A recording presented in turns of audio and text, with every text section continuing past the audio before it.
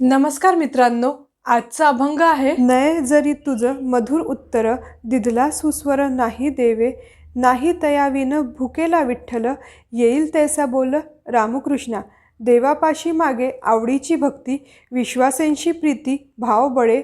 तुका म्हणे मना सांगतो विचार, धरावा निर्धार दिसेंदिस. या अभंगात संत तुकाराम महाराज आपल्या मनाला सांगतात की नये जरी तुझ मधुर उत्तर, दिदला सुस्वर नाही देवे. की देवाने गोड स्वर दिला नसला, गोड गळ्याने तुझे गीत गाता येत नसले, तरीही मी तुझे गीत गाईल. नाही तयाविन भुकेला विठ्ठल, येईल तैसा बोल रामकृष्णा.